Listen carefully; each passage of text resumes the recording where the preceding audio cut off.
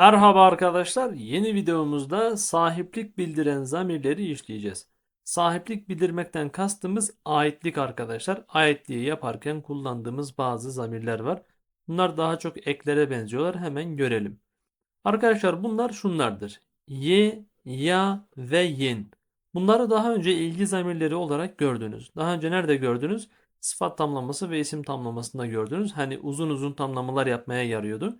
Bakın mesela Zeviya buçuk a şavıti. Zeviya buçuk a şavıti. Zeviya buçuk zaten bir tamlama. Küçük tarla demek. Bir de buna yanma özelliğini, yanmış olma özelliğini de eklemek istiyorsunuz. Onun için bunu kullanıyorduk. Zeviya buçuk a şavıti. İşte bunlar orada öyle geçiyordu. Burada da aitlik yapmak için geldiğini göreceksiniz arkadaşlar. Tamam mı? Ye, ya ve yen. Bu y harfleri arkadaşlar duruma göre geliyor. Bakın mesela burada buçuk dedi sonra a geldi ya. Niye böyle a olarak geldi ya gelmedi? Çünkü buçuk ünsüzle bitti. Aynı durumun burada da olduğunu göreceksiniz arkadaşlar. Bu zamirlere aynı zamanda aitlik eki de deniyor. Arkadaşlar biz bu zamirleri bize ait olan bir şeyi adını söylemeden belirtirken kullanırız. Mesela benimki deriz, tamam mı? Benimki, seninki, benimkiler, seninkiler, sizinkiler vesaire. Böyle demek için kullanırız. Örneğin benim arabam kırmızı, seninki ne renk? Bakın seninki derken senin araban demiyorum, arabanın adını söylemiyorum. Seninki dediğim için ne oldu? Seninki ifadesi arabanın yerini tutmuş oldu. İşte bu yüzden de zamirdir. Zaten zamirler neydi? İsmin yerini tutan kelimelerdi değil mi? Burada göreceksiniz arkadaşlar. Bunlar aitlik yapmak için geliyorlar. Dediğim gibi zamirler ismin yerini tutarlar.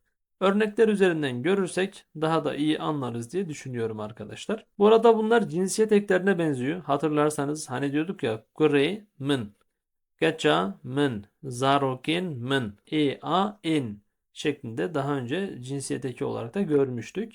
Birebir aynı şeydir diyemeyiz arkadaşlar ama farklı görevler için kullanılan aynı yazılan şeylerdir diyebiliriz. Pekala. Bu arada arkadaşlar ben çok fazla böyle dil bilgisel terim kullanmadan basitçe anlaşılabilir şekilde anlatmaya çalışıyorum. Amacım sizin dersi öğrenmeye çalışırken yorulmadan anlamanız arkadaşlar. Kafanız karışmasın. Bizim 3 tane ekimiz var. Ye, ya, yen. Bunları cinsiyet eki olarak da gördük. Bunlar uzun tamlamalar yapılırken de kullanılıyordu. Üçüncü olarak bunlar burada aitlik kurmak için kullanılıyor arkadaşlar. Tamam mı? Bakın mesela. Kureymin dıhabete. Benim oğlum çalışıyor. ET çileki. ET. Bakın Y gelmedi buraya çünkü önünde herhangi bir ünlü harf yok. Zaten bu birbirinden ayrılıyor. Kureymin dıhabete ET çileki. Seninki ne yapıyor? Burası seninki anlamına geliyor. ET.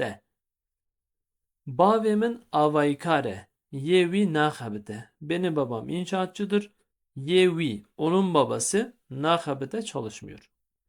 Babası ifadesi yok, onunki diyoruz. Bakın zaten bu yüzden baba kelimesinin yerini tuttuğu için zamirdir. Yevi. Geçamın he nehatiye. Kaate. Benim kızım hala gelmemiş. Henüz gelmemiş. Seninki nerede? Seninki ate. Gördünüz mü? Deyamın u ate behevrane. Deyamın u deyate demiyor da ne diyor? Deyamın u ate behevrane. Neden A dedi? D dişidir ya, o yüzden A'yı kullandı. Bunun mantığı da buydu arkadaşlar. Bakın mesela burada Korem'in E geldi. Bavem'in Y. Geçam'ın A. Deyam'ın A. Bakın yine cinsiyete dikkat. Yani ilk söylenen şey neyse ikinci de zaten onun yerine kullanıldığı için onun cinsiyeteki dikkate alınarak kullanılacak. Deyam'ın u ate behevrane. Benim annem ve seninki beraberler. Enme hinne hatene. Enme bizimkiler. Yenme de diyebilirsiniz hangisi dilinize kolay geliyorsa. Yenme hinne hatene. Bizimkiler henüz gelmemişler. Bizimkiler kim? Belki de tavuklarımızdır. Hiç belli olmaz değil mi? Zamir işte böyle bir şeydir arkadaşlar. Kastedilen şeyin yerini tutuyor. Du çavayi.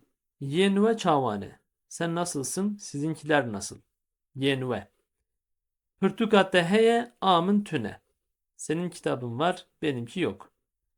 Ev xwarina min e, ev jî a te ye. Xwarina min a te. Bakın a dişillik eki değil mi? Xwarina min a te. Pürtükatte a min. Düşavayı yen ve çavana burada da çoğul.